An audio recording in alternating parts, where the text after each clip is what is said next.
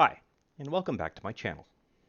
In this video, I'm going to be explaining the custom lineage and artificer class in preparation for the creation of a new character, as provided by the D&D 5th edition Tasha's Cauldron of Everything supplement. Once again, this is a video that will be broken up into several parts, as there is so much more information to go over than there has been in the past.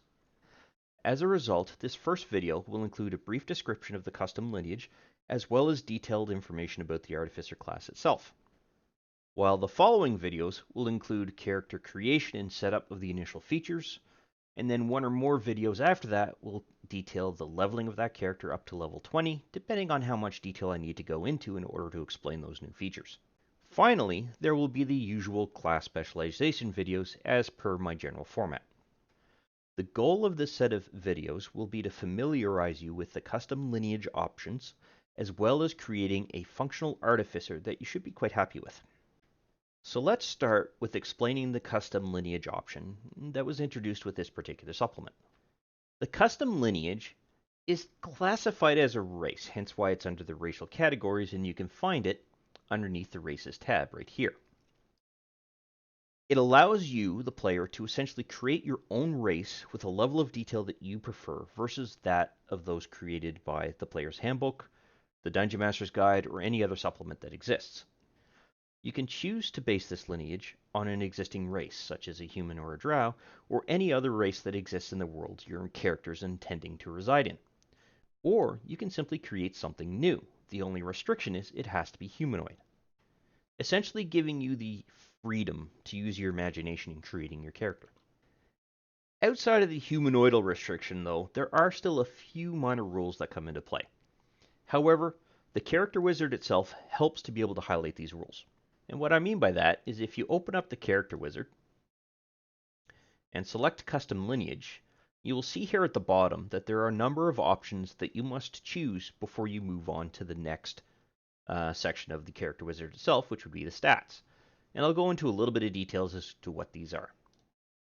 The first is that you will get to choose which ability you will gain a +2 bonus in, meaning that you can add 2 points to either your strength, dexterity, constitution, intelligence, wisdom, or charisma at the time that your character is created. This gives you the freedom to maximize a stat for your given class, giving you a high level of flexibility to choose any class that you want and not feel constrained by the racial traits of a given pre-created race. You also get to choose the size of that character, but you only really have 2 options. The first option is small, meaning that your character will be around the size of a halfling, gnome, or goblin, while the second option is the standard medium height of the elves, humans, and orcs. And for a point of reference, small characters can be anywhere from 2 to 4 feet tall, while medium characters can range from 4 to 8 feet tall. So you will choose this based on how tall you want your character to be. So essentially, if you're going to create a character that is 3'9", you're going to end up choosing small. However, if you happen to create a character that's exactly 4 feet, the option is entirely up to you. You can choose small or medium. But anything over 4 feet up to 8 feet, you must select the medium size. Additionally, you get to choose a sense or skill that your character is going to gain as part of this lineage. This is called the variable trait.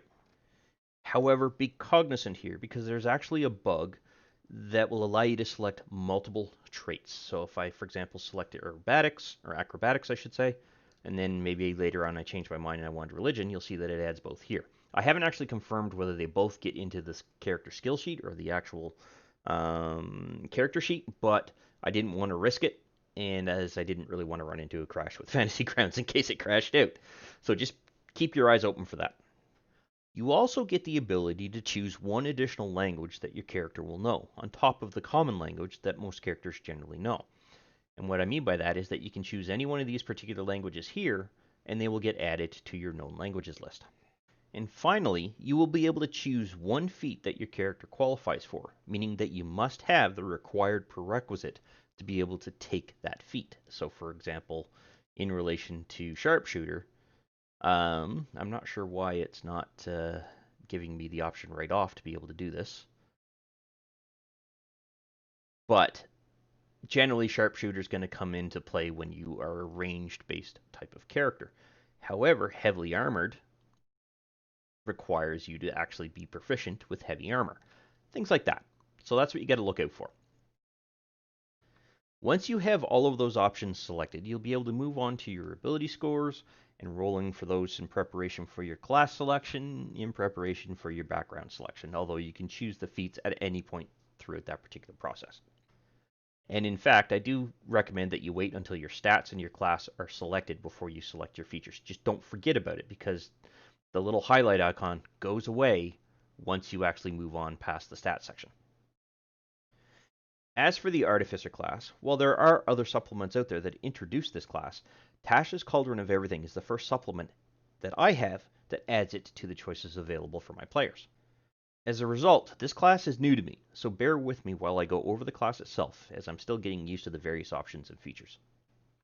An Artificer, however, is a mixture of an Inventor, Tinkerer, Arcane and Divine Practitioner, pretty much covering the gamut of everything that is almost out there. They have a number of features that give them a good mix of options, and will be a surprise to quite a few with everything that they can do. I suspect, for the foreseeable future anyway, the Artificer is going to be a very popular class, and many a DM might wish that that was not the case. As an Artificer levels, they will gain access to various spells, a mixture of Divine and Arcane, while also gaining features that allow them to infuse items and magically tinker with an object to imbue it with minor magical properties.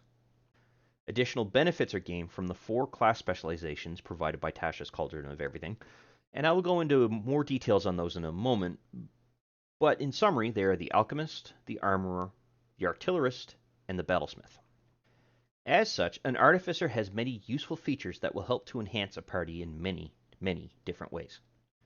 A player that enjoys tinkering or making use of everyday objects in abnormal ways will thoroughly enjoy this kind of character.